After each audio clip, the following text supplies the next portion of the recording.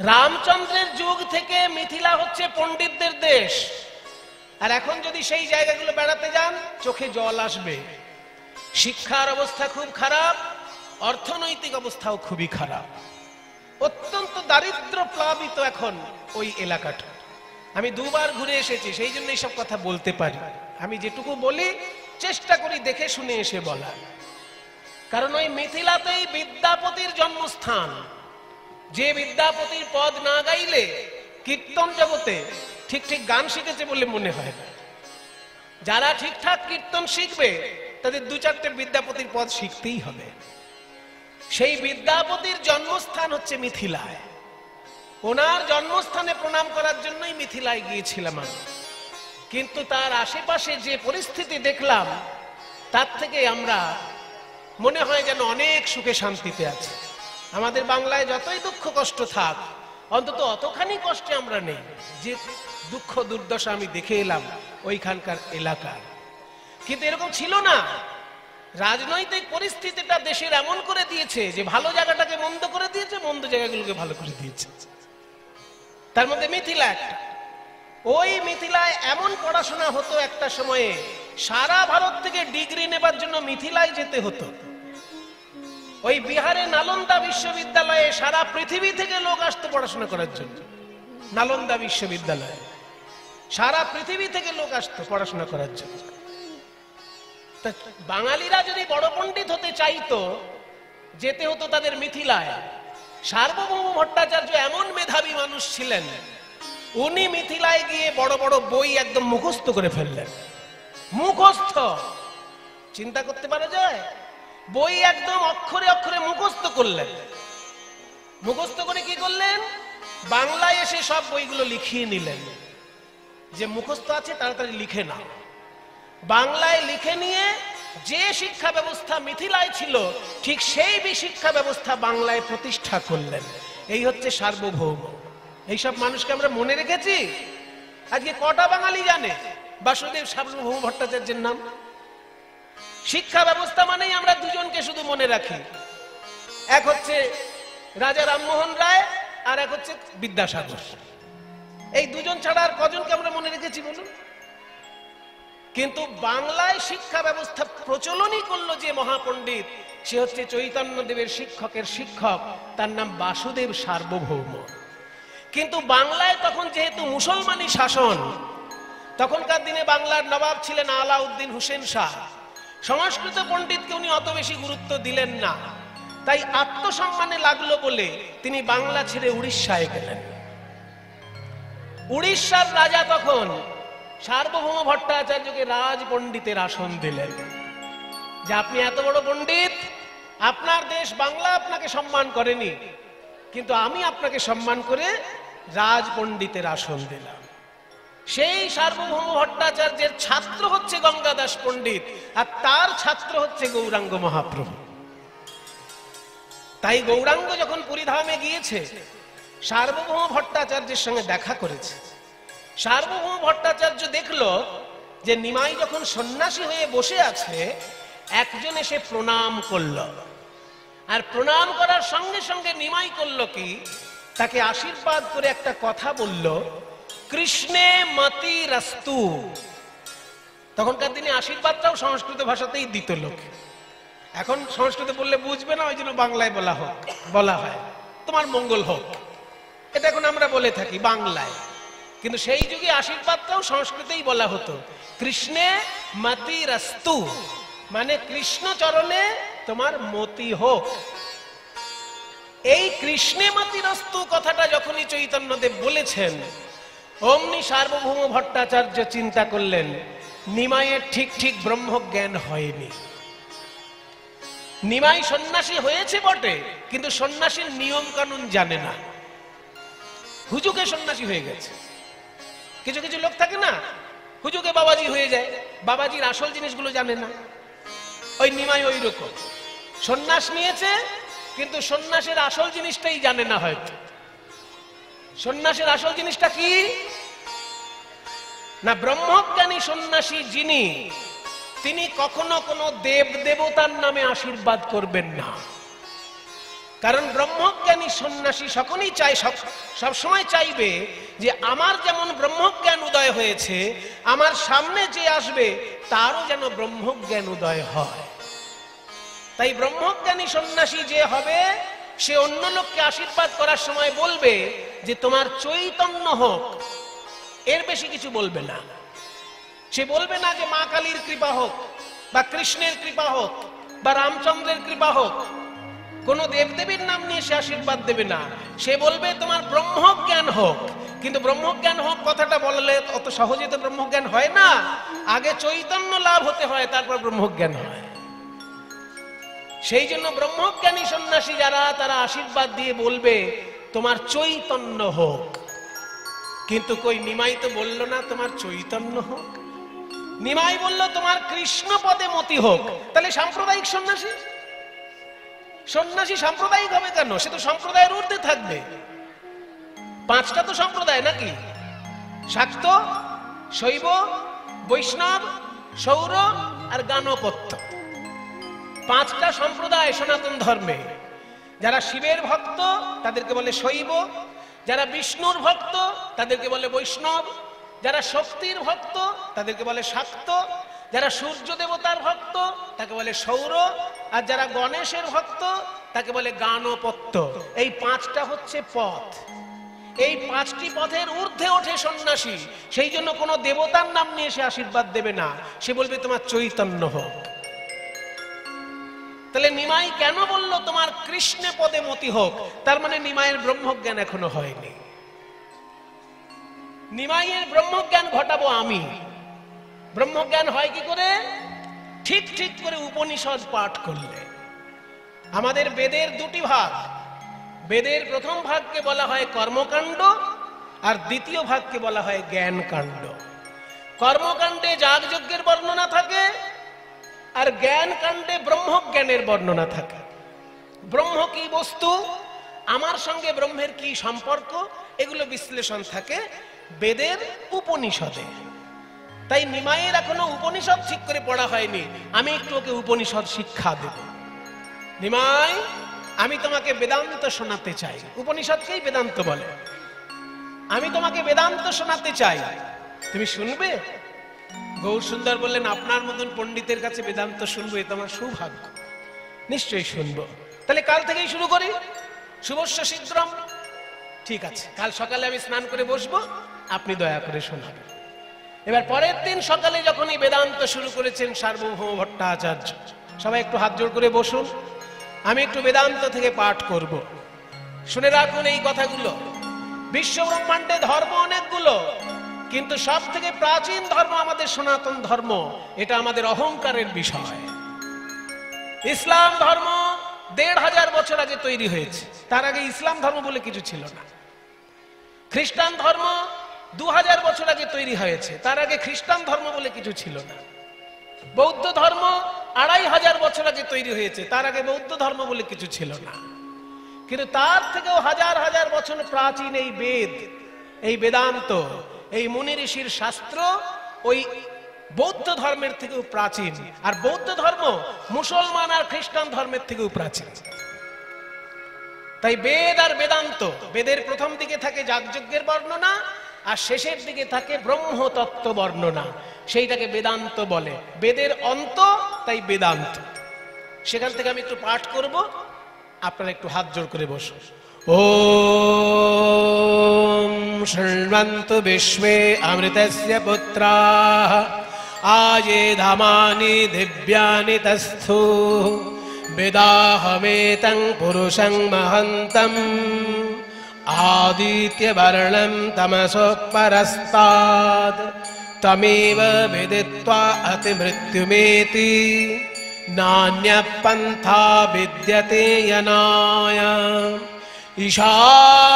ঈশাవాస్యమిదం సర్వం యత్ కించ జగత్యాং జగత్ తేన త్యక్తేన భుంయీథాః మా గృధః కస్య స్వీధనం। ఓం అపాణి పాదో జబనో గ్రహీతా पश्यत्य चक्षुः श्वश्नोत्य कर्णः सवेति वेद्यं नहि तस्य वेत्ता तमाहुरग्र्यं पुरुषं पुराणम्। আর শোনাবো না।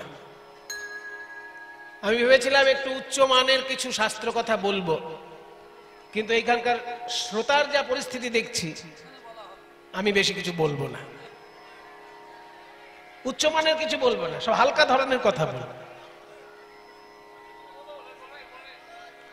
না না, এটা আমি বলছি না আপনাদেরকে, এটা সার্বভৌম ভট্টাচার্য নিমাই পণ্ডিতকে বলছে। আমি কি বলতে পারি আপনাদেরকে? হয়তো আপনাদের মধ্যে দেখা যাবে এমন কোন জ্ঞানী পণ্ডিত বসে আছেন যিনি আমার থেকে অনেক কিছু জানেন, হয়তো লোকের মধ্যে প্রচার নেই তার, কিন্তু তিনি বসে আছেন। ওই জন্য কীর্তনিয়া গান গাইতে এসে কখনোই ভাববে না যে আমার সামনে যারা আছে সব গরু, কোনোদিন ভাববে না। কারণ সামনে যারা আছে তাদের মধ্যে এমন পণ্ডিত থাকতে পারে যে তোমাকে একদম ধুয়ে কাপড় পরিয়ে দিতে পারে। সেই জন্য আপনাদের মধ্যে এমন কেউ থাকতেই পারেন যে অনেক পড়াশোনা করেছেন, অনেক জ্ঞান অর্জন করেছেন। জ্ঞান অর্জন যদি নাই করে থাকেন, ভালো সাধু সঙ্গ করেছেন। রামকৃষ্ণদেব কি পড়াশোনা জানতো? কিন্তু সেই যুগের পণ্ডিতদেরকে তিনি একদম মাথার ঘাম ছুটিয়ে দিয়েছিলেন। কাজে পড়াশোনা জানলেই যে সে যে ব্রহ্মজ্ঞানী হবে তার কোনো মানে নেই। পড়াশোনা না জানলেও লোকে ব্রহ্মজ্ঞানী হতে পারে। আমি আপনাদেরকে বলছি না, সার্বভৌম বলছেন নিমাইকে যে নিমাই, অনেক ব্রহ্মজ্ঞানের কথা বলবো ভেবেছিলাম, কিন্তু তোমার অবস্থা দেখে আমার বলতে ইচ্ছে করছে না। কেন পণ্ডিত মশাই? আর কেন? আমি তখন থেকে বেদান্ত পাঠ করছি আর তুমি চুপটি করে বসে আছো, মাথাও নাড়াচ্ছ না, বুঝতে পারছো কি পারছো না কিছুই বলছো না, শুধু শুনে যাচ্ছ।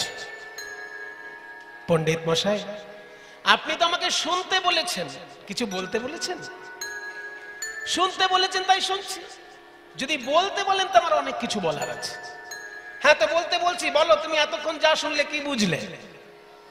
বলে এতক্ষণ যা শুনলাম, সংস্কৃত পড়াশোনা আপনিও করেছেন আর আপনার কৃপায় আমিও একটু করেছি। তবে যা বুঝলাম, আপনি যখন মূল বেদান্ত পাঠ করছেন সেগুলো ঠিক আছে, কিন্তু যখনই ব্যাখ্যা করছেন সেখানে ভুল হয়ে যাচ্ছে।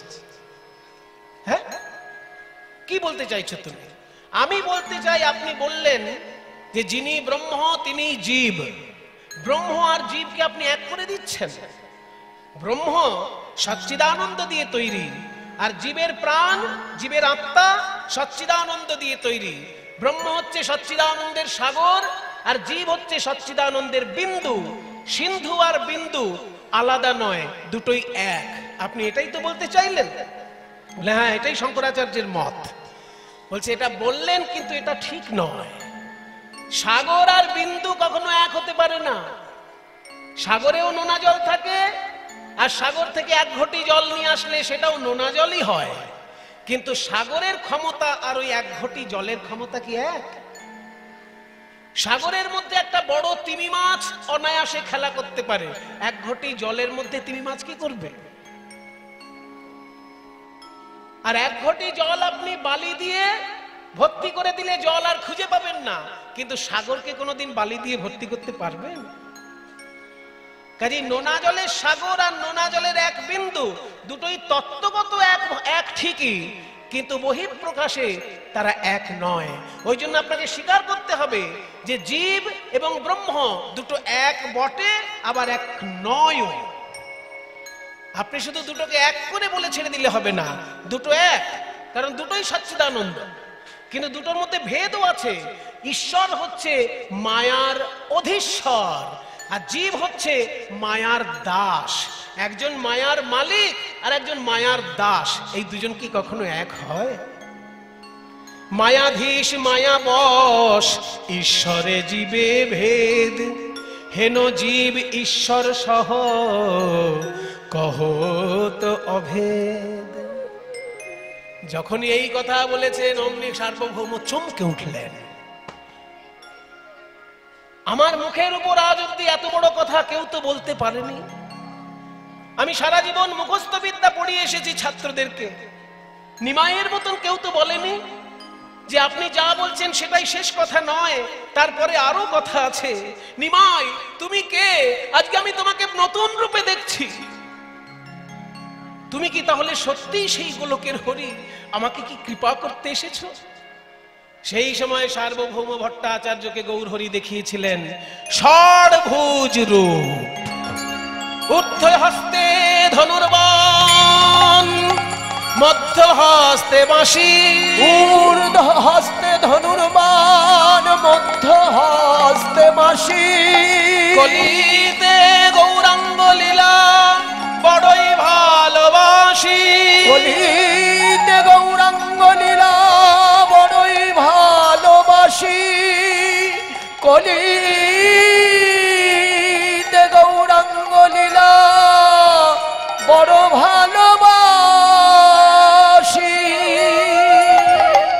উপরের হাতে ধনুর্বাণ রামচন্দ্র রূপ, মাঝখানের দুটি হাতে বাঁশি কৃষ্ণ রূপ, আর নিচের দুটি হাতে দণ্ড আর কমণ্ডলু গৌরাঙ্গ রূপ। এই ষড়ভুজ মূর্তি দর্শন করালেন সার্বভৌমকে। সার্বভৌম হাত জোড় করে সেদিন স্তব পাঠ করেছিলেন। আমরা কীর্তনে প্রথমের দিকে একটা বন্দনা করি না, ওটা সার্বভৌম ভট্টাচার্যের লেখা। উজ্জ্বল বর্ণ গৌরবর দেহম, বিলসিত নিরবধি ভাব বিদেহম। উজ্জ্বল বর্ণ গৌরবর দেহম, বিলসিত নিরবধি ভাব বিদেহম। এই বন্দনা আপনারা সব কীর্তনিয়ার মুখেই শুনবেন, কিন্তু লেখাটা কার? গৌরাঙ্গ মহাপ্রভুর শিক্ষকের শিক্ষক সার্বভৌম ভট্টাচার্য। যখন তিনি বুঝতে পারলেন যে নিমাই সাধারণ কোনো পণ্ডিত নয়, সাক্ষাৎ রাধা কৃষ্ণ মিলিত তনুরূপে গৌরাঙ্গ হয়ে এসেছে আমাদের শিক্ষা দেবার জন্য, তখন লিখলেন এই বন্দনা। 108টা শ্লোকে স্তব করেছিলেন, তারপর 8টা শ্লোকে শচীনন্দনাষ্টকম লিখেছিলেন। এটাকে বলা হয় শচীনন্দনাষ্টকম, শচীতনয়াষ্টকম। ওই যে সবার শেষে বলছেন না, তং প্রণমামি চ শ্রী শচীতনয়ম। তং মানে তাকে, প্রণমামি মানে প্রণাম করছি, শ্রী শচীতনয়ম, শ্রী শচীতনয় গৌরাঙ্গকে প্রণাম করছি। ত্রিভুবন পাবন কৃপালেশম, যার কৃপার লেশ মাত্র ত্রিভুবনকে পবিত্র করে দিতে পারে। ভক্তি হয় দু রকমের, সাধন ভক্তি আর সাধ্য ভক্তি। সাধন ভক্তির কথা আমরা শ্রীমদ্ ভাগবতে শুনতে পাই, শ্রবণং কীর্তনং বিষ্ণু শরণম পাদ সেবনম, এগুলো সাধনার ভক্তি। সাধনা করে গেলে একদিন কৃষ্ণ দর্শন দেবেন। কিন্তু আমি এমন ভক্তির কথা জানতে চাইছি যে সাধনা করতে করতে যে ভক্তি পাওয়া যায়, সেই ভক্তিটার কথা একটু ভালো করে বুঝে নিন। ভক্তি দু রকমের, সাধ্য ভক্তি আর সাধন ভক্তি। সাধন ভক্তি হচ্ছে সাধনা করে করে যাওয়া, আর সাধনা করতে করতে যে ভক্তি আসে সেটার নাম সাধ্য ভক্তি। আর একটু সহজ করে উদাহরণ দিলে বুঝতে পারবেন। মনে করুন আপনি কোনো একটা বড় কলেজে ভর্তি হতে চাইছেন, মাধ্যমিক পাশ করেছেন, উচ্চ মাধ্যমিক পাশ করেছেন, এইবার বিএতে বা বিএসসি বিকমে কোনো একটা বড় কলেজে ভর্তি হতে চাইছেন। কিন্তু বড় কলেজের একটা বৈশিষ্ট্য আছে, তারা কিন্তু আপনার রেজাল্ট দেখে ভর্তি নিয়ে নেবে না। আপনার রেজাল্ট দেখে তারা নামের লিস্ট টাঙাবে যে এই ছেলেগুলোকে আমরা পরীক্ষা নেব যে এরা আমাদের কলেজে পড়ার উপযুক্ত কিনা, তাই না? আপনি ফর্ম ফিল আপ করে দিলেন, রেজাল্ট দিয়ে দিলেন, কিন্তু আপনার রেজাল্টে ভালো মার্কস আছে মানে আপনি ভর্তি হয়ে যাবেন এমন কোনো ব্যাপার না। কলেজ কিন্তু চাইবে, যদি ভালো কলেজ হয়, যে আমার কলেজে আমি যেমন তেমন ছাত্রছাত্রীকে ঢোকাবো না, আমরা আলাদা করে পরীক্ষা নেব, সেই পরীক্ষায় যদি পাশ করে তবে আমরা ছাত্রছাত্রীকে ভর্তি নেব, তার রেজাল্ট যতই ভালো হোক। আমাদের পরীক্ষায় পাশ না করলে আমরা নেব না। তাহলে এই যে কলেজ যে পরীক্ষাটা নেয়, এই পরীক্ষাটার নাম অ্যাডমিশন টেস্ট বা প্রবেশিকা পরীক্ষা। কিন্তু এই প্রবেশিকা পরীক্ষা পাশ করে কেউ যদি ভাবে আমি বিএ পাশ করে গেছি, সে কি ঠিক ভাবছে? এই প্রবেশিকা পরীক্ষাটা পাশ করলো মানে সে ওই কলেজে পড়ার অধিকার পেল। এইবার ওই কলেজে পড়ুক 3 বছর, তবে তো সে বিএ পাশ করবে। ওই যে কলেজে ভর্তি হওয়ার যে পরীক্ষাটা, এই পরীক্ষাটার নাম হচ্ছে সাধন ভক্তি। আর 3 বছর পড়াশোনা করার পর যে বিএ পরীক্ষার আসল পরীক্ষা যেটা, সেইটা হচ্ছে সাধ্য ভক্তি। হ্যাঁ, আপনি কলেজে নাম লেখাতে পারেন কিন্তু পড়তে পারবেন না যদি কলেজের পরীক্ষায় পাশ না করেন। ওই কলেজের পরীক্ষাটার নাম অ্যাডমিশন টেস্ট। সেইটা পাশ করা মানে কিন্তু বিএ পাশ করা নয়। সেইটা পাশ করা মানে কলেজে পড়ার অধিকারটা পাওয়া। তারপরে আপনি 3 বছর ওখানে কষ্ট করে পড়বেন, তবে তো আপনি পাশ করবেন বিএ পাস। ঠিক তেমনি সাধন ভক্তি মানে বৃন্দাবনে প্রবেশ করার সে সুযোগটা পাবে, কিন্তু তারপর যে ভক্তির দ্বারা গোবিন্দ চরণ রাধা চরণ পাবে, সেই ভক্তিটার নাম সাধ্য ভক্তি। ওই সাধ্য ভক্তিটা আমি তোমার কাছে জানতে চাইছি। প্রভু কহে পড়ো শ্লোক সাধ্যের নির্ণয়, প্রভু কহে পড়ো শ্লোক সাধ্যের নির্ণয়। রামানন্দ রায় কহে স্বধর্মাচরণে বিষ্ণু ভক্তি হয়। রায় কহে স্বধর্ম আচরণে বিষ্ণু ভক্তি হয়। স্বধর্মাচরণ যদি কেউ করে যেতে পারে, স্বধর্মাচরণ মানে ব্রাহ্মণ ব্রাহ্মণের কাজ করবে, ক্ষত্রিয় ক্ষত্রিয়র কাজ করবে, বৈশ্য বৈশ্যর কাজ করবে, শূদ্র শূদ্রর কাজ করবে, এটা যদি ঠিকঠাক কেউ করে যায়, সেই একদিন ভগবানের চরণ পাবে। কারণ ভগবান বলছেন না গীতায় যে চাতুর্বর্ণং ময়া সৃষ্টম গুণ কর্ম বিভাগস্য। ব্রাহ্মণের কাজ হচ্ছে কি? ব্রাহ্মণের 9টি কাজ। একটু আগে বললাম 6টি, এখন আর বলছি 9টি। গুলিয়ে যায়নি আমার। ওই 6টি হচ্ছে কর্ম আর 9টি হচ্ছে গুণ।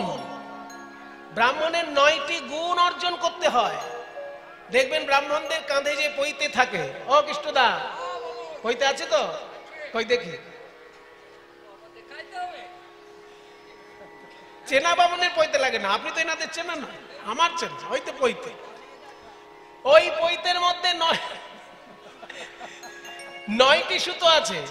তো 9টি সুতো কেন কোনোদিন জেনেছেন? এটা তো জানি না বাবা। পৈতের মধ্যে 9টি সুতো কেন?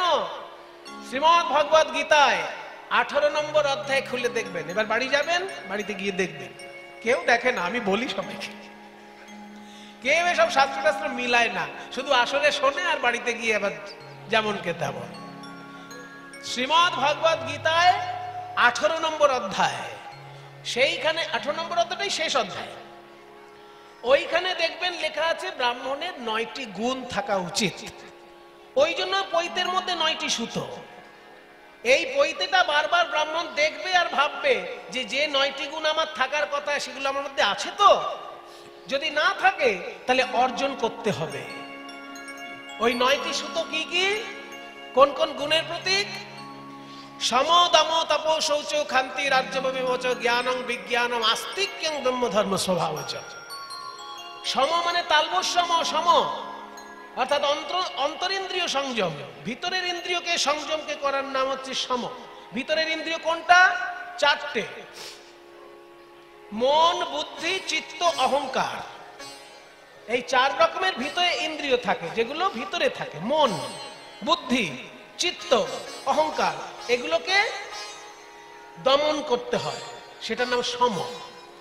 আর বাইরের যে ইন্দ্রিয় চক্ষু কর্ণ নাসিকা জিহ্বা ত্বক মুখ পানি পাদ পায়ু উপস্থ, এই বাইরের 10টি ইন্দ্রিয়কে নিয়ন্ত্রণ করা তাকে বলে দম।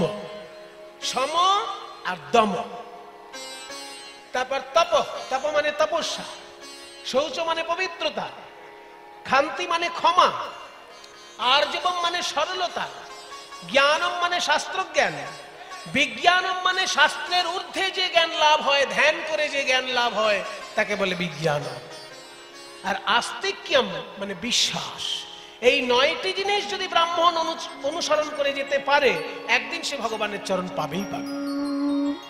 তারপরে ক্ষত্রিয়ের গুণ হচ্ছে 7টি। শৌর্য তেজ ধৃতির দাক্ষিণ যুদ্ধে চাপিয়া পলায়নম দানম ঈশ্বর ভাবশ্চ ক্ষাত্র ধর্ম স্বভাবচ। শৌর্য তেজ ধৈর্য, দক্ষতা, যুদ্ধে না পালানো, দান করা এবং শাসন করা, এগুলো ঠিক ঠিক করে যদি কোনো ক্ষত্রিয় করে যায়, সেও একদিন ঈশ্বর পাবে। বৈশ্যের ধর্ম তিনটি: কৃষি, গৌরক্ষা, বাণিজ্যম, বৈশ্য ধর্ম স্বভাবজ। চাষবাস করা, গরু বাছুর পালন করা এবং ব্যবসা করা, এই তিনটে যদি সৎভাবে করে যেতে পারে কোনো বৈশ্য, সেও একদিন ঈশ্বর পাবে। সৎভাবে করতে হবে, লোক ঠকানো ব্যবসা যদি না করে, পাবে ঈশ্বর। আর বাকি যে কর্ম থাকলো সেগুলো সবই শুদ্ধ, সেও যদি মন দিয়ে করতে পারে, সে ঈশ্বর পাবে। এই চতুর্বর্ণের কাজ করে গেলেই ঈশ্বর পাবে। তখন মহাপ্রভু বলছেন, এটা তো বাইরের কথা, আমি আরো ভেতরের কথা জানতে চাইছি রামানন্দ।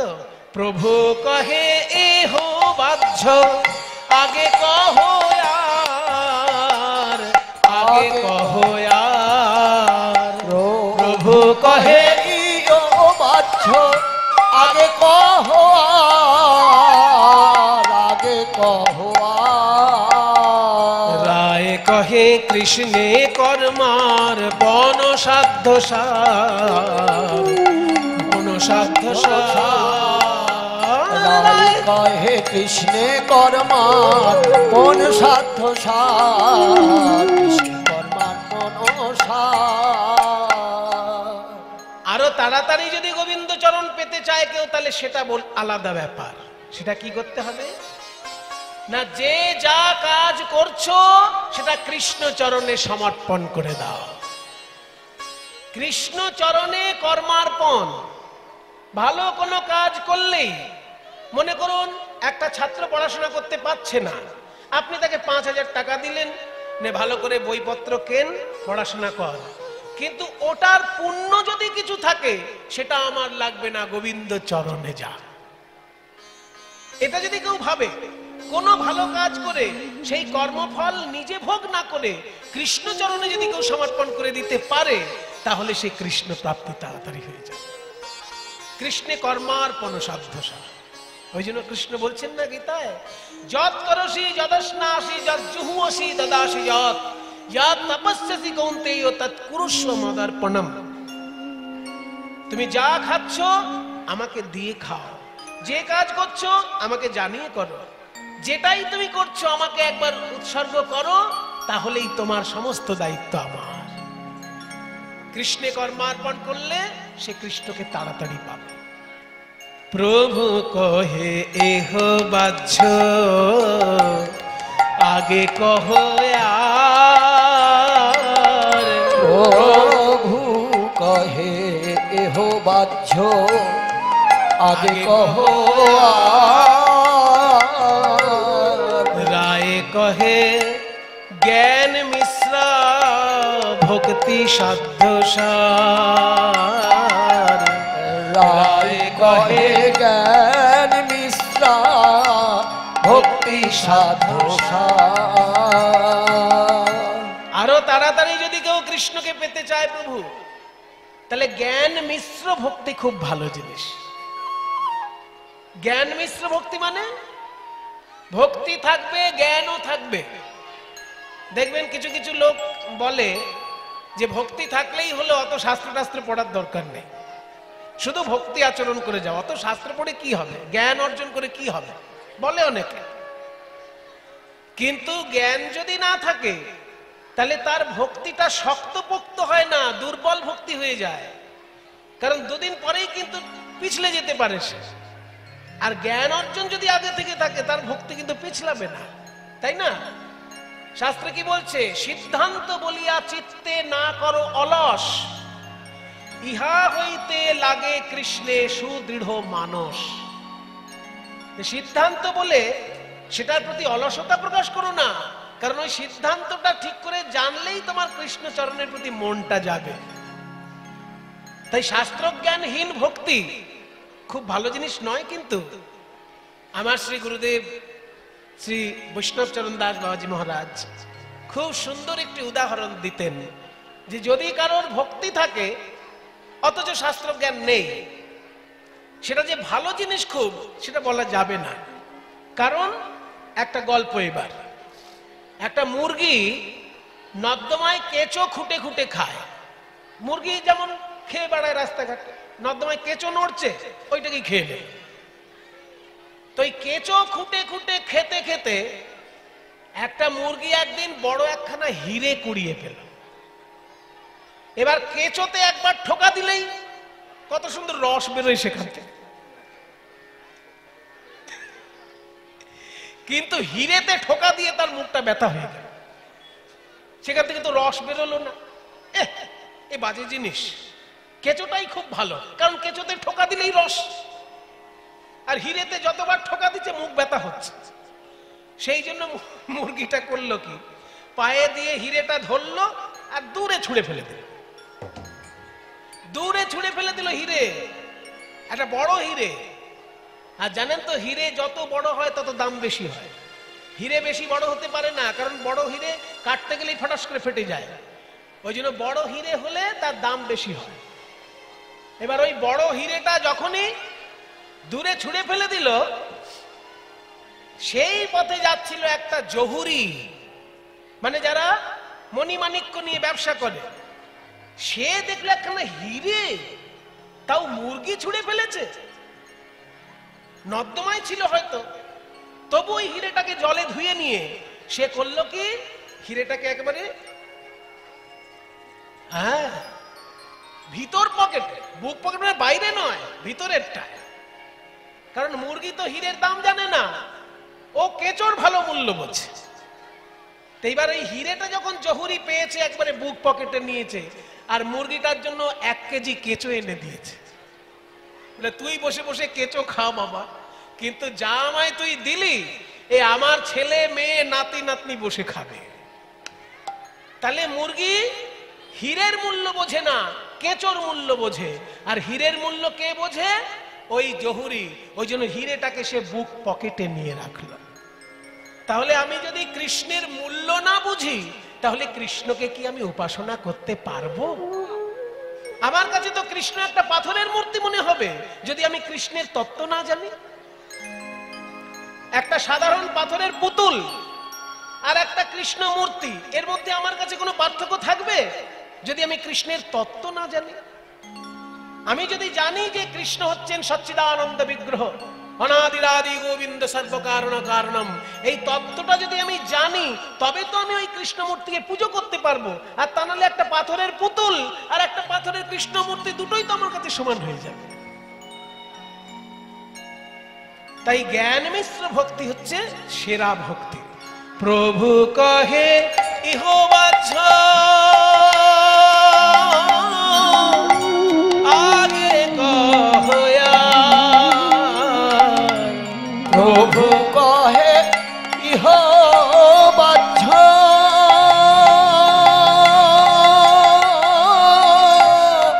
আগে কহয়া, রায়ে কহে জ্ঞান শূন্য ভক্তি সাধ্য কহে জ্ঞান শূন্য ভক্তি সাধ্য। রামানন্দ, আমি আরো তাড়াতাড়ি কৃষ্ণকে পেতে চাই, আরো ভিতরের কথা কিছু বলো। রামানন্দ বলছে, প্রভু জ্ঞান শূন্য ভক্তি আরো ভালো। লে বাবা, এ তো কথা আবার উল্টি দিল। একটু আগেই বললো জ্ঞান যুক্ত ভক্তি ভালো, কারণ ওই মুরগির গল্প। এখন আবার বলছে জ্ঞান শূন্য ভক্তি নাকি আরো ভালো। তুমিই তো বললে রামানন্দ যে জ্ঞান মিশ্র ভক্তি হলে ভালো কথা, তুমি আবার বলছো জ্ঞান শূন্য ভক্তি। শোনো প্রভু, এখানে জ্ঞান শূন্য ভক্তি মানে শাস্ত্রজ্ঞানহীন ভক্তি নয়। বলে তাহলে এখানে জ্ঞান শূন্য ভক্তি বলার উদ্দেশ্য হচ্ছে যে শাস্ত্রজ্ঞান থাকবে, কিন্তু শাস্ত্রজ্ঞানের অভিমান যেন না থাকে। এই মানেগুলো যদি না বোঝে, তাহলে কিন্তু বিপদ হয়ে যাবে। জ্ঞান শূন্য ভক্তি মানে যদি কেউ ভেবে ফেলে, ও আমার কোনো জ্ঞান ট্যান দরকার নেই, শাস্ত্র গীতা ভাগবত সব কিছু পড়ার দরকার নেই, শুধু ভক্তি করলি না। জ্ঞান শূন্য ভক্তি বলার উদ্দেশ্য হচ্ছে যে পড়াশোনা থাকবে, শাস্ত্র জ্ঞান থাকবে, কিন্তু জ্ঞানের অভিমান থাকবে না। মনে করুন আপনি কৃষ্ণ ভক্ত মানুষ, আপনি প্রতিদিন গীতা পাঠ করেন, আর প্রতিদিন যদি কেউ কিছু পড়ে তার আস্তে আস্তে মুখস্থ হয়ে যায়। তো যদি আপনার শ্রীমদ্ ভগবত গীতাটি মুখস্থ হয়ে যায়, রোজ পড়তে পড়তে পড়তে পড়তে দেখা গেল আপনার 18টা অধ্যায়ে 700 শ্লোক একদম মুখস্থ হয়ে গেছে। এবার আপনার মুখস্থ হয়ে গেছে বলে আপনি যদি রাস্তায় লোকের কলার ধরে বলেন, এই বেটা আমার সারা গীতা মুখস্থ, তুই কটা মুখস্থ করতে পেরেছিস?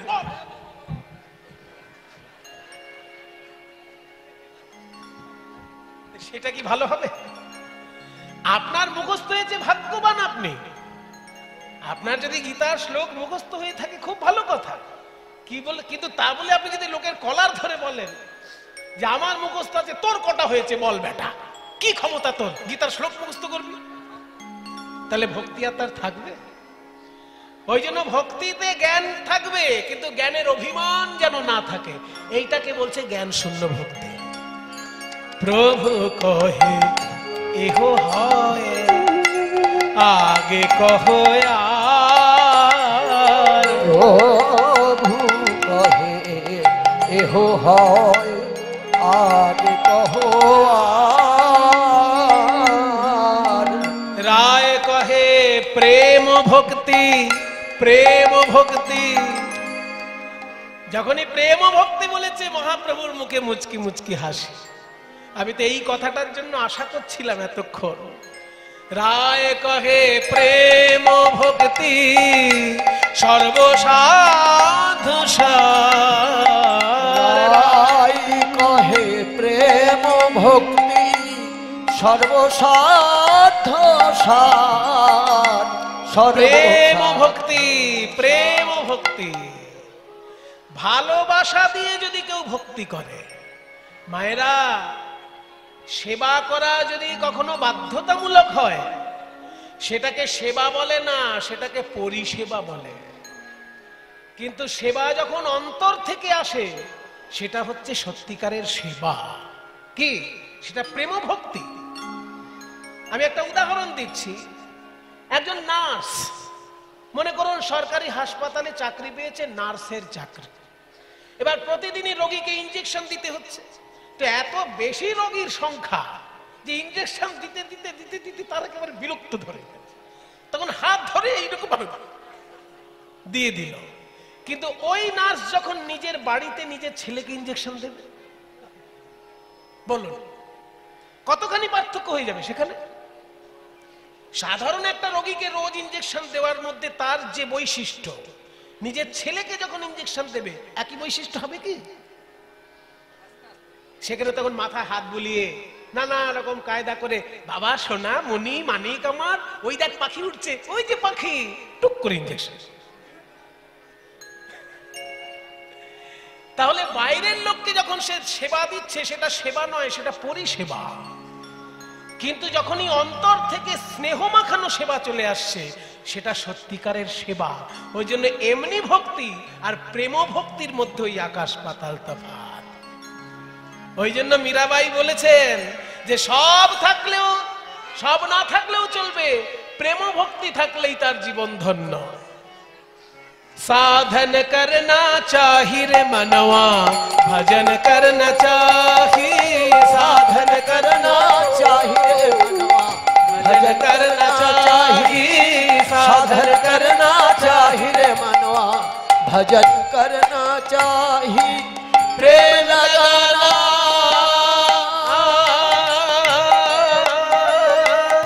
प्रेम लगाना चाहिए रे हरि से।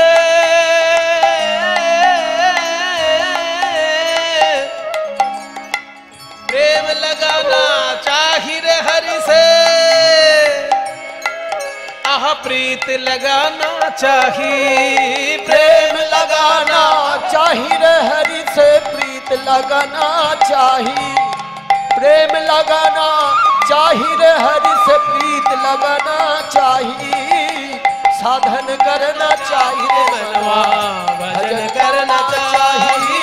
साधन करना चाहिए रे मनवा, भजन करना चाहिए। तुलसी पिंदने हरी मिले तो, तुलसी पिंदले हरी मिले तो, मैं पिंदू कुंदा और झाड़। तुलसी पिंदले हरी मिले तो, मैं पिंदू कुंदा और झाड़। তুলসী মালা পড়লে যদি হরি পাওয়া যায় তাহলে আমি তুলসী গাছের ঝাড় পড়ব। আস্তে, মীরাবাই বলছে তুলসী মালা পড়লে যদি হরি পাওয়া যায় তাহলে আমি তুলসী গাছের ঝাড় পরে ঘুরবো আর তাড়াতাড়ি হরি পাবো। এই কথাটা শুনে কিন্তু যারা তুলসী মালা পরে না তাদের খুব আনন্দ হচ্ছে। কিছু মনে করবেন না, মনে করুন বৌমা আর শাশুড়ি একসঙ্গে কীর্তন শুনতে এসেছে। এবার শাশুড়ির গলায় তুলসী মালা আছে, বৌমার গলায় নেই। এবার এই কথাটা শুনে বৌমা খুব খুশি হয়ে শাশুড়ির দিকে তাকিয়ে বলবে, তাই না? বৌমা তখন শাশুড়ির উদ্দেশ্যে মানে কেমন দিল এইটা বলবে। তাহলে মীরাবাই যে বলছে তুলসী মালা পড়লে হরি পাওয়া যদি যায় তাহলে আমি তুলসী ঝাড় করবো, তার মানে কি তুলসী মালার বিরোধিতা করলেন উনি?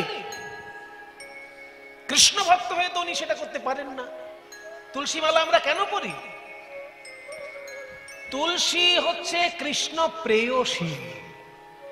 কৃষ্ণ প্রেয়সীকে যদি আমরা কণ্ঠে ধারণ করি কৃষ্ণ একদিন দেখা দেবেই, এইটা আমাদের আশা।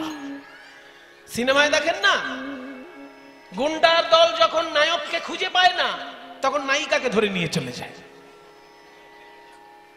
নায়িকাকে ধরে নিয়ে চলে যায়, আর ওই নায়িকার গন্ধে গন্ধে নায়ক মোটরসাইকেল নিয়ে ঠিক হাজির হয়ে যায়। ওই জন্য তুলসীকে বলা হচ্ছে কৃষ্ণ প্রেয়সী। সে যদি আমার কণ্ঠে থাকে কোনো না কোনো দিন কৃষ্ণ আসবে। তাহলে মীরাবাই ওরকম বললো কেন আমি ঝাড় পরে ঘুরবো? আসলে মীরাবাইয়ের বলার লক্ষ্য আলাদা। উনি বলছেন তুলসী মালাটাই শেষ কথা নয়, ওটা শুরুতে হতে পারে। তুলসী মালা তোমার কণ্ঠে থাক, কিন্তু হৃদয়ে যেন প্রেম থাকে, এইটা বলার উদ্দেশ্য। तुलसी पिंधने से हरी मिले तो मैं पिंदू गुंदा और झाड़। पत्थर पूजले हरी मिले तो मैं पूजू पहाड़। तिरन भखन के हरी मिले तो,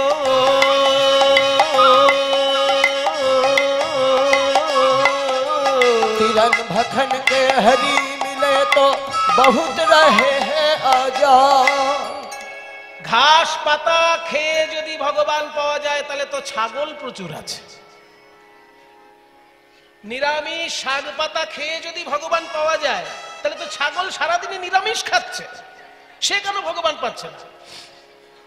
এটা বলার মানে কিন্তু এই না যে তোমরা যা খুশি খেয়ে নাও, তাও না।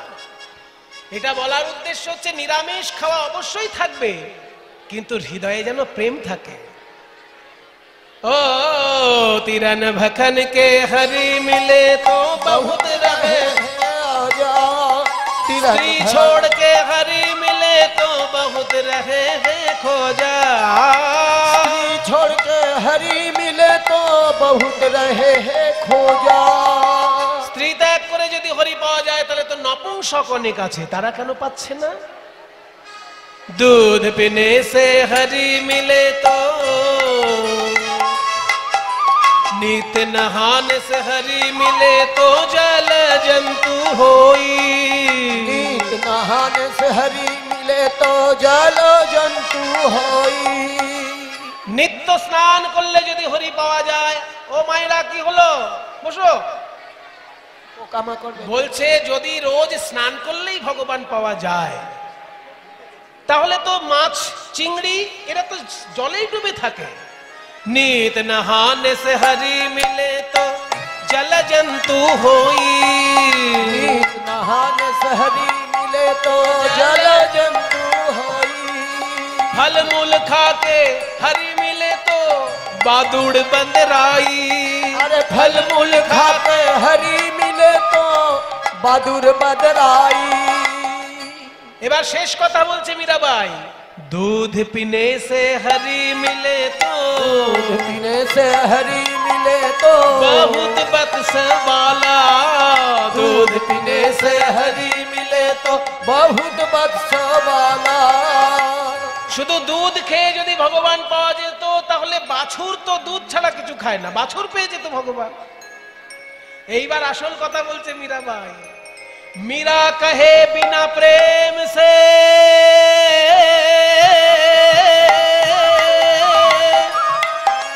मीरा कहे बिना प्रेम से ना मिले नंद लाला। मीरा कहे बिना प्रेम से ना मिले नंद लाला। ना ही मिले नंद लाला, नहीं मिले नंद लाला।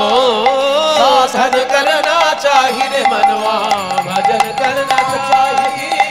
साधन करना चाहिए मनवा, भजन करना चाहिए। नानोपचार कृत पूजन मार्त बंधो प्रेम नैव भक्त हृदय सुख विद्रुतं स्यात्। जावद् क्षुदस्ति जठरे जरठा पिपासा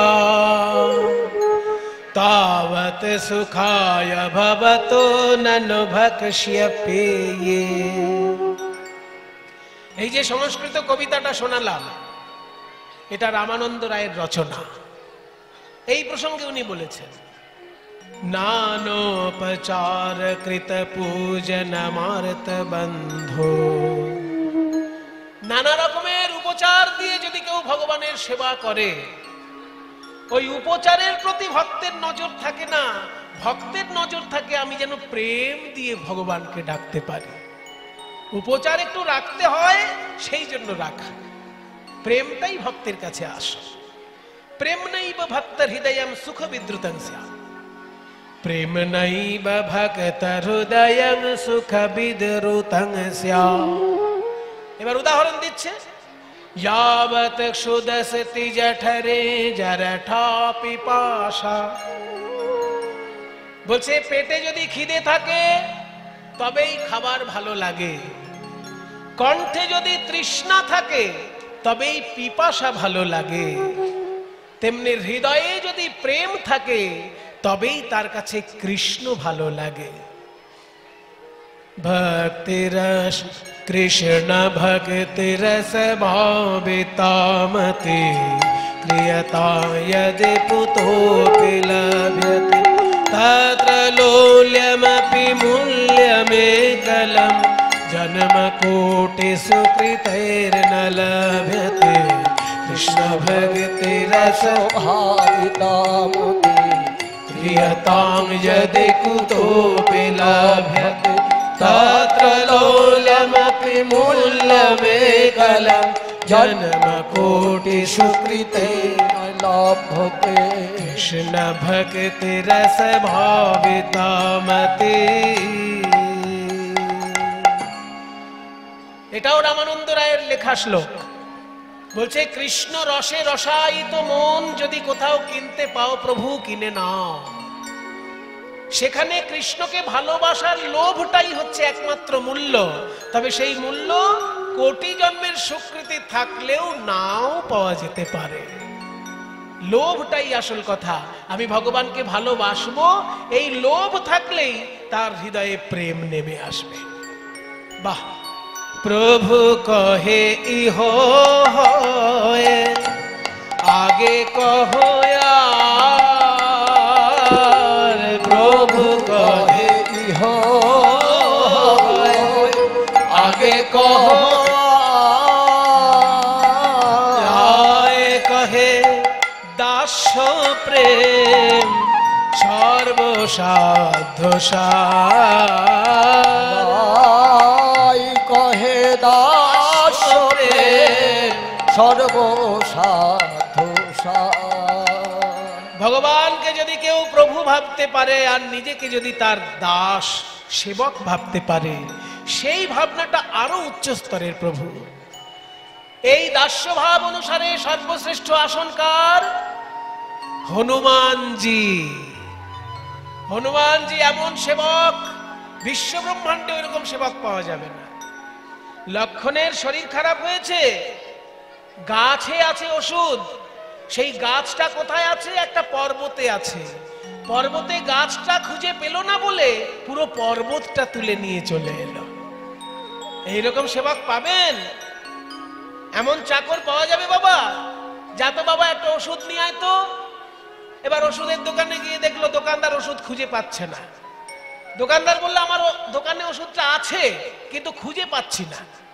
তখন এমন সেবক কি পাবেন যে পুরো দোকানটা উপড়ে নিয়ে চলে আসবে?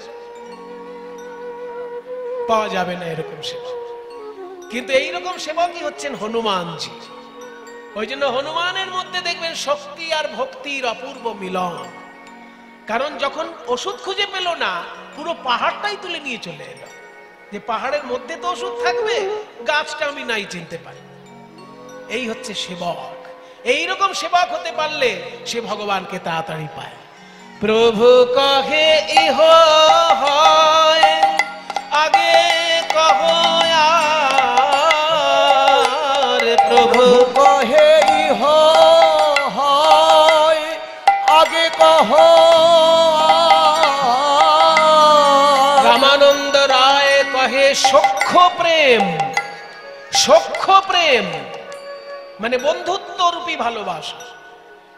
সর্বসাধ্য রাই কহে সখ্য প্রেম সর্বসাধ্য সার সর্বসাধ্য সার। রামানন্দ হনুমান শ্রী রামচন্দ্রকে ভালোবাসেন, সেটাও ভালোবাসা। আবার শ্রীরাম সুদামও শ্রীকৃষ্ণকে ভালোবাসে, সেটাও ভালোবাসা। তাহলে তুমি শ্রীরাম সুদামের ভালোবাসাটা হনুমানের ভালোবাসার থেকে শ্রেষ্ঠ কেন বলছো? প্রভু, হনুমান হচ্ছেন সেবক কিন্তু বন্ধু নয়। সেবকের থেকেও বন্ধুর মধ্যে অন্তরঙ্গতাটা বেশি হয়। শ্রীরাম সুদাম যখন কৃষ্ণের সেবা করে, পরে আবার আশা করে কৃষ্ণও আমাদের সেবা করবে। এটা কিন্তু দাস্যরসে সম্ভব নয়। যখন শ্রীরাম সুদাম কৃষ্ণকে কাঁধে করছে, আবার একটু পরেই কৃষ্ণ শ্রীরাম সুদামকে কাঁধে করছে। এই জন্য সখ্য প্রেমটা দাস্য প্রেমের থেকে বেশি ভালো, কারণ সেখানে সংশয় সংকীর্ণতা এগুলো থাকে না, খোলামেলা ভালোবাসা। সখা শুদ্ধ সখ্যে করে স্কন্ধে আরোহণ। বলে তুমি কোন বড় লোক, তুমি আমি সম। তুমি কোন বড় লোক, তুমি আমি সম। এই জন্য সখ্য রসটা দাস্য রসের দিকেও শ্রেষ্ঠ। প্রভু কহে এ হই উত্তম, এ হই উত্তম, এ হই উত্তম। এর আগের গুলো কি বলেছিল? ইহ বাহ্য, ইহ বাহ্য, ইহ বাহ্য। তারপর তিনবার বললেন এহ হয়, এহ হয়, এহ হয়। স্টেপ বাই স্টেপ এগোচ্ছে। প্রথম চারবার বললেন ইহ বাহ্য, তারপর তিনবার বললেন ইহ হয়। এবার সখ্য রসের কথা যেই শুনলেন অমনি বলছেন এহ উত্তম। আর বলছে না বাহ্য, আর বলছে না এহ হয়, বলছে এটা তো উত্তম। কিন্তু আরো কাছে কি করে কৃষ্ণকে পাবো? প্রভু কহে এহ উত্তম, আগে কহ কিছু আগে আর। প্রভু কহে ইহ হয় আগে কহ। রায় কহে বাৎসল্য প্রেম সর্বসাধ্য রায় কহে বাৎসল্য প্রেম সর্বসাধ্য সার সর্বসাধ্য সার। বাৎসল্য প্রেম কাকে বলে রামানন্দ? প্রভু, ভগবানকে যদি কেউ সন্তান ভাবতে পারে আর নিজেকে যদি ভগবানের পিতা বা মাতা অভিভাবক ভাবতে পারে, তাহলে সেই ভালোবাসাটার নাম সখ্য প্রেম, বাৎসল্য প্রেম। ভগবান সন্তান, আমি তার পিতা বা আমি তার মাতা, এই বোধটা হচ্ছে বাৎসল্য রস। এটা বন্ধুত্ব থেকেও ভালো, আরো ভালো বলছো? হ্যাঁ প্রভু, কেন ভালো? কেন? ওই যে বললাম, মা যশোদা কৃষ্ণকে বুকে নিয়ে দুগ্ধ পান করিয়ে সেবা করতে পারছে, সেটা কি শ্রীদাম সুদাম কোনো জীবনে পারবে? বুকের স্নেহরস গোপালকে পান করাচ্ছেন মা যশোদা, এটা তো বাৎসল্য রসেই সম্ভব প্রভু। আরো শুনবে, একদিনকে নন্দ মহারাজ গরুর দুধ দুইছে আর বলরামকে বলছে, এই নে দুধের কলসিটা ঘরে রেখে আয়। তো দুধের কলসিটা মাথায় নিয়ে যখন বলরাম যাচ্ছে, তখন কৃষ্ণ এসে নন্দরাজাকে বলছে, বাবা তুমি দাদা বলাইকে তো এত সুন্দর একটা কাজ দিলে, আমাকে একটা কাজ দাও। নন্দরাজা বলছে, গোপাল তুই বড় হ, তখন কাজ করবে। না, আমি এখনই কাজ করব। দাদা বড়, ওকে বড় কলসি দিয়েছ, বড় কাজ দিয়েছ, আমি ছোট, আমাকে ছোট কাজ দাও। ছোট কাজ করবি? হ্যাঁ করব। তাহলে এক কাজ কর, আমার এই পাদুকা দুটো কাদা মাখামাখি হয়ে খুব ভারী হয়ে গেছে, এই পাদুকা পরে আর ঘরে যাওয়া যাবে না, এই পাদুকা দুটো তুই ঘরে রেখে আয়। এটা তো বাৎসল্য রস বলেই সম্ভব প্রভু। কোন ভক্ত ভগবানকে বলতে পারবে আমার পাদুকাটা নিয়ে যা? যেহেতু কৃষ্ণকে ছেলে মনে করছে তাই তো বলতে পারছে। যেমন পাদুকাটা কাদা মাখামাখি হয়ে গেছে, ভারী হয়ে গেছে, ওটা পড়তে পারছি না, ওটা ঘরে রেখে আয়, মা ধুয়ে দেবে। এইবার ওই পাদুকা দুটি, কাদা মাখা পাদুকা, যখন পাদুকা দুটি নন্দ দিল গোপালের হাতে, গোপালের হাতে ভক্ত বৎসল গোবিন্দ আমার সেই পাদুকা তুলে নিল মাথে। পাদুকা দুটো যখনই তুলে নিয়েছে নিজের মাথায়, বলাই দাদার উদ্দেশ্যে বলে, ওগো বলাই দাদা তুমি বড়, তাই বড় কাজ পেলে, আর আমার ভাগ্য ভালো, তাই আমি কেমন কাজ পেলাম দেখো। পিতা মাতার চরণ ধুলি গায়ে মাখা কি অত সহজ কথা? আজকে পিতানন্দের পাদুকা মাথায় নিয়ে যাচ্ছি, এই দেখো ওই কাদা জল আমার বাবা নন্দ রাজার চরণ ধুলায় আমার সারা গায়ে ঝরে পড়ছে। এই দেখো আমি ভক্তের পদ ধুলায় স্নান করেছি, ভক্তের পদ ধুলা আমি স্নান করেছি।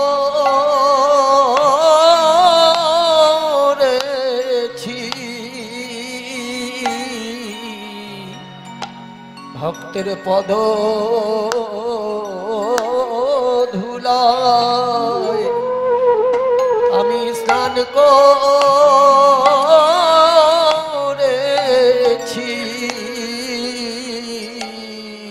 দেখো দাদা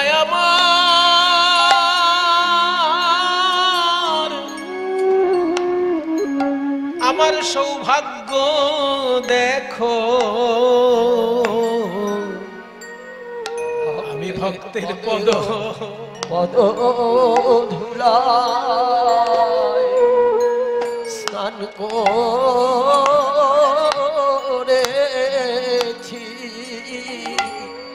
বলি দেখো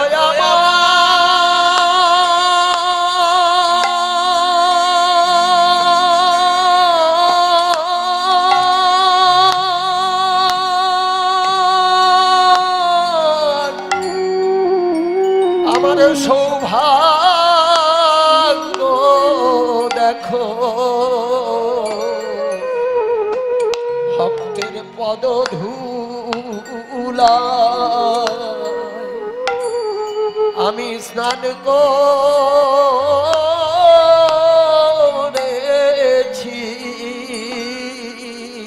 ভক্ত পদ ধুলিয়ার ভক্ত পদ ভক্ত পদ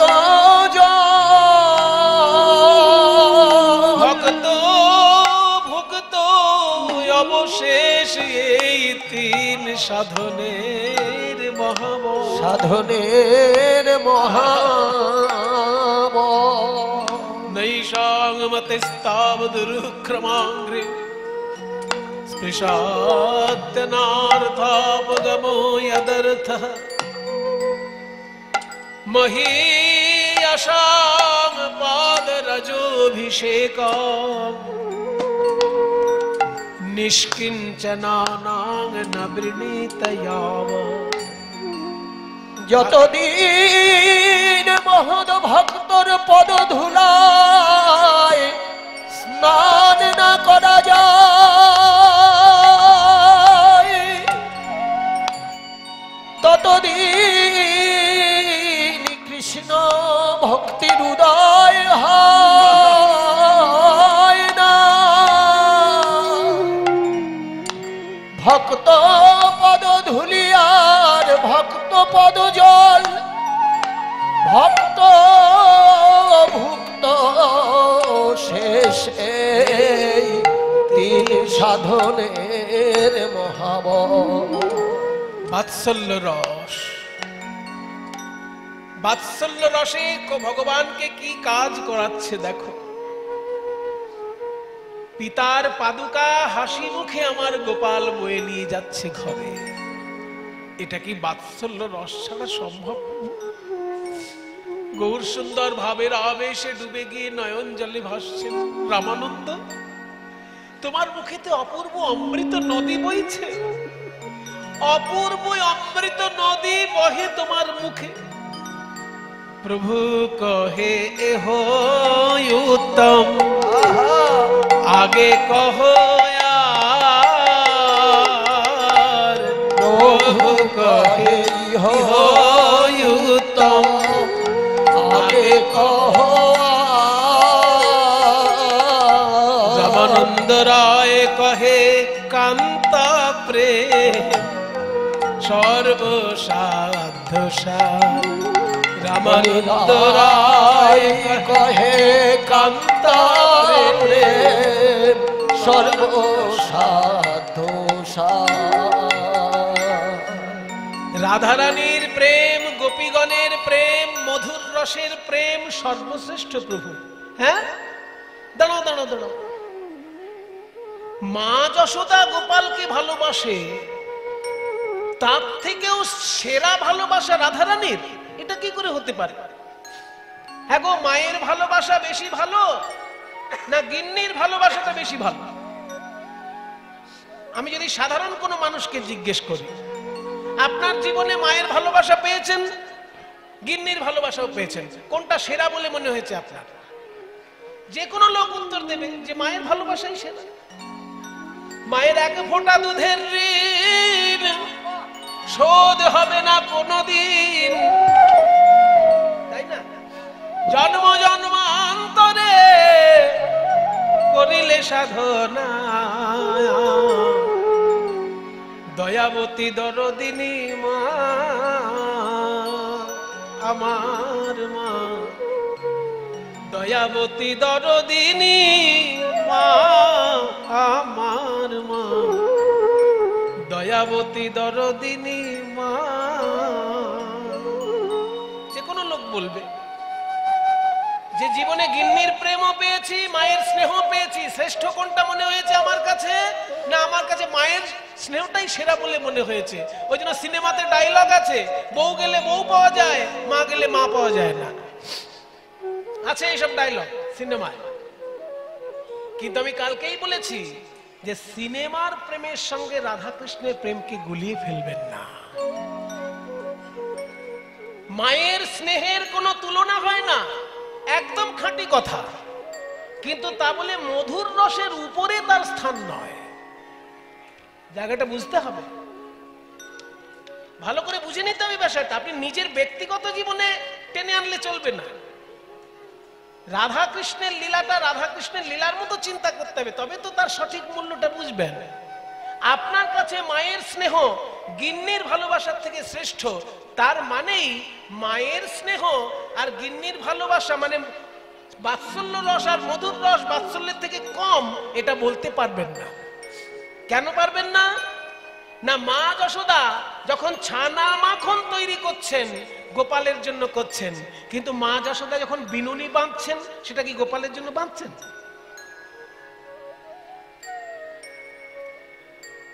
মা যশোদা যখন চোখে কাজল দিচ্ছেন সেটা কি গোপালের জন্য দিচ্ছেন?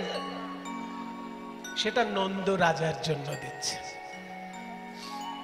তাহলে মা যশোদার যে স্নেহ সেটা গোপালের জন্য কিন্তু একটা সীমিত জায়গায় থাকছে, সম্পূর্ণটা তার গোপালের জন্য নয়।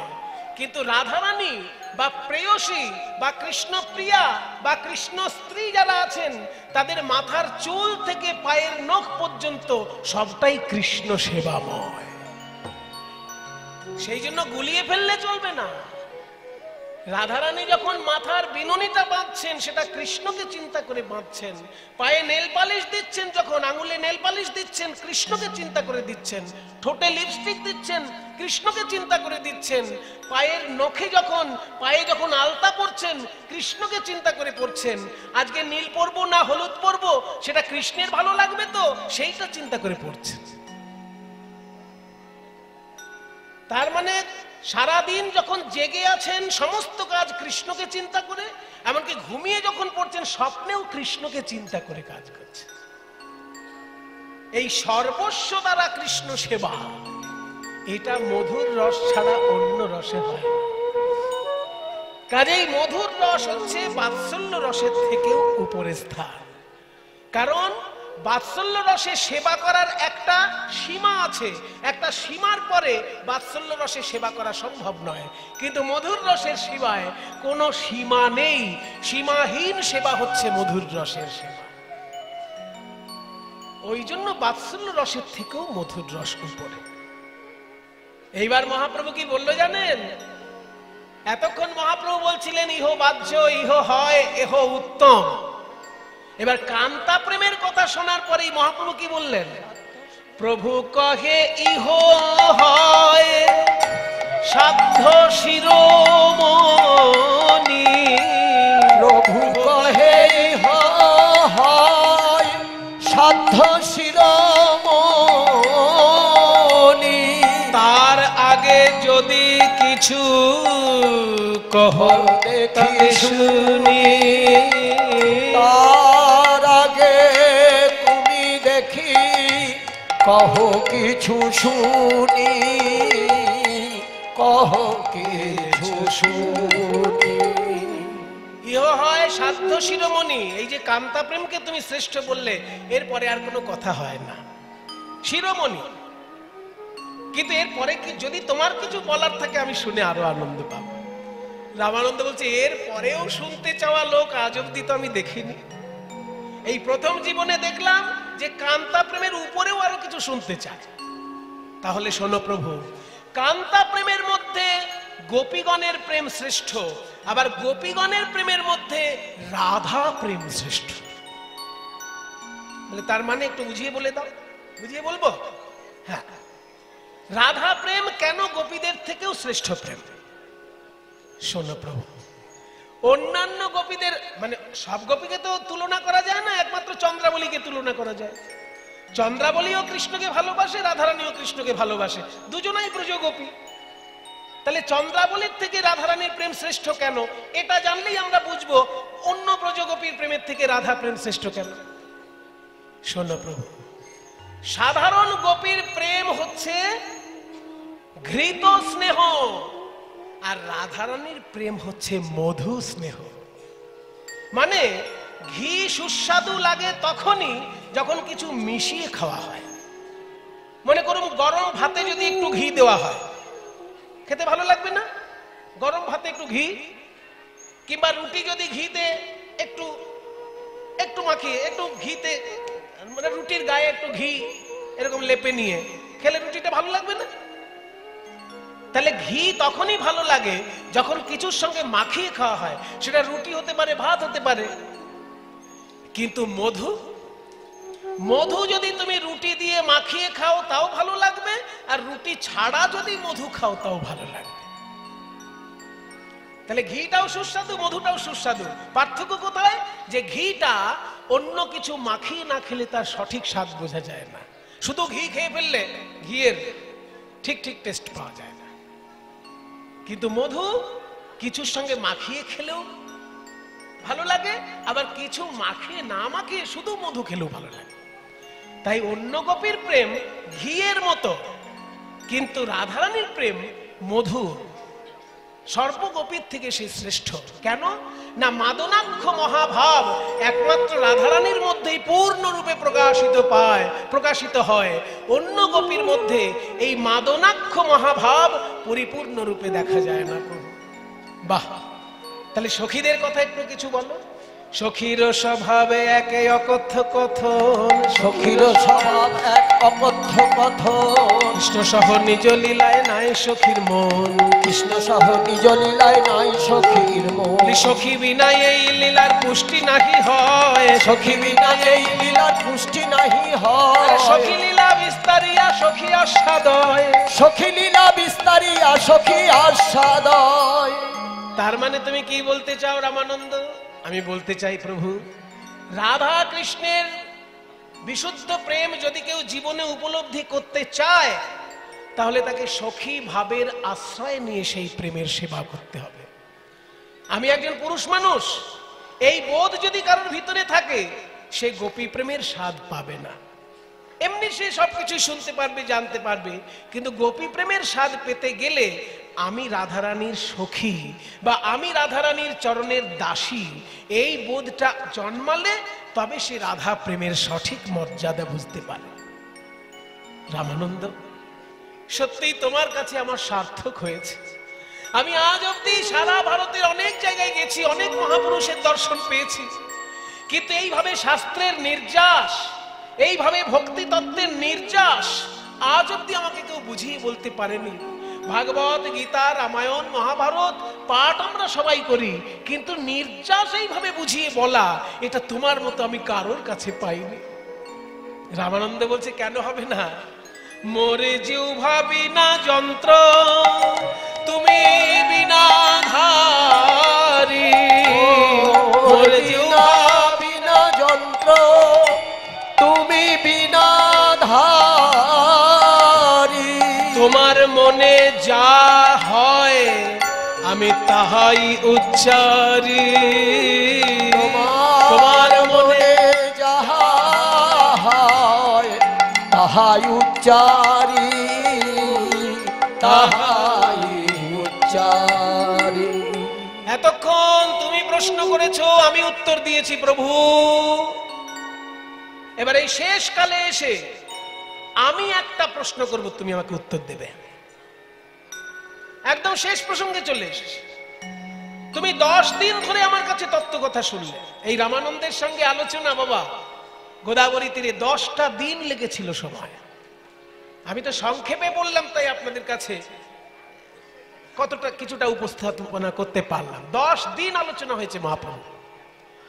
এইবার রামানন্দ বলছে, 10 দিন ধরে অনেক তত্ত্ব কথা তুমি আমার কাছে কৃপা করে শুনলে, তুমি আমায় যেমন বলিয়েছো আমি তেমন বলেছি, কিন্তু আজকে আমার একটা প্রশ্ন, তোমাকে উত্তর দিতে হবে। হ্যাঁ বলো রামানন্দ, আমি উত্তর দেব। না না, দেব বললে হবে না, দেব বললে হবে না। আমাকে তুমি আগে বলো যে ঠকাবে না। আমি সোজা সাপটা প্রশ্ন করব, তুমি সহজ সরল উত্তর দেবে, এমন জটিল ঘুরিয়ে ফিরিয়ে উত্তর দেবে না যে আমার প্রশ্নটাই এড়িয়ে চলে গেলে, এটা যেন না হয়। বলে না না, হবে না, তুমি প্রশ্নটা করো। করবো প্রশ্ন? হ্যাঁ করো। 10 দিন আগে প্রথম যখন তোমাকে দেখলাম, তখন দেখেছিলাম একজন সন্ন্যাসী আমার সামনে দাঁড়িয়ে আছে। আর এই 10 দিন কৃষ্ণ কথা বলার পর আজকে যখন দেখছি তোমার ভিতরে কি দেখছি জানো? কেন দেখছি? সেই বৃন্দাবনের কৃষ্ণ আমার সামনে রয়েছে। আর সেই কৃষ্ণের সামনে যেন সোনালী পর্দা, সোনালী ওড়না একটা ঢাকা রয়েছে। সোনার পর্দা ঢাকা কৃষ্ণের নীল রূপ কেন তোমার ভিতর দেখতে পাচ্ছি?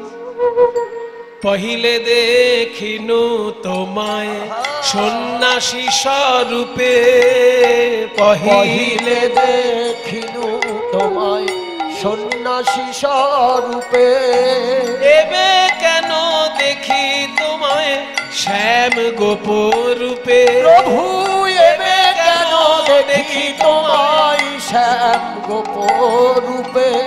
তোমার আগে দেখি প্রভু স্বর্ণ পঞ্চালিকা, তোমার আগে দেখি প্রভু স্বর্ণ পঞ্চালিকা, আর তার গৌর কান্তে তোমার সর্বঙ্গ ঢাকা। প্রাণ গৌর কান্তে তোমার সর্বঙ্গ ঢাকা।